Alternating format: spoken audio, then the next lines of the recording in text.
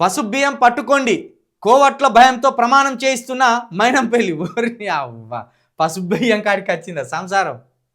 కొత్త సర్పంచులు నాయకులకు షాక్. ఇంటికి వచ్చిన వారికి పసుపు కలిపిన బియ్యం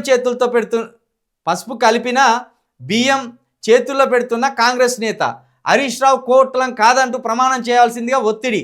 ఆయనకి ఇది అలవాటేనన్న అనుచరులు. అంత మైనంపల్లి అంత చిత్ర విచిత్రాలుగా ప్రవర్తిస్తాడు కదా. ఈ పసుపు బియ్యం పట్టిస్తే భయపడతారా?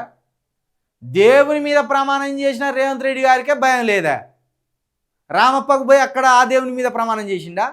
వేములవాడకు పోయి అక్కడ మా ఏడుకొండల వెంకన్న మీద కూడా ప్రమాణం చేసిండా?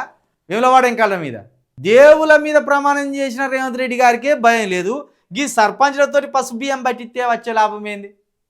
అంటే ఇప్పుడు పసుపు బియ్యం పట్టంగానే భయం అవుతుంది అనుకుంటానులా. ఈ రోజులు పోయినాయి. పసుపు బియ్యం పట్టిస్తే భయపడతారు అనుకునే రోజులు పోయినాయి. వెనుకట పసుపు బియ్యం పడితే దొంగలు దొరికిపోతారు అనేది ఒక భయం పెట్టేది. మళ్ళీ ఇప్పుడు మైనంపల్లి హనుమంతరావు గారి పుణ్యాన పసుపు బియ్యం అనేది పేపర్లో పడ్డది.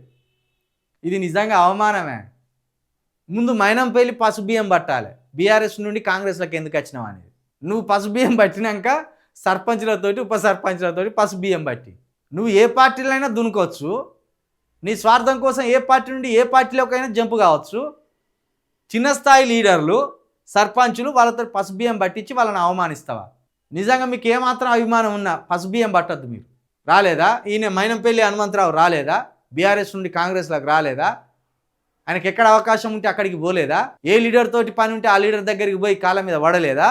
మరి ఆయన లెక్కనే ఇతరులు కూడా వచ్చిన అవకాశాన్ని ఎందుకు వదిలిపెడతారు? బీఆర్ఎస్లో పోవద్దు, హరీష్ రావు ఫోన్ చేస్తే పోవద్దు, పసుపు బియ్యం పట్టాలి, ప్రమాణం చేయాలి, తడి బట్టలతోటి గుళ్ళే జొర్రాలి. గివ్వా రాజకీయాల్లో చేసే కార్యక్రమాలు.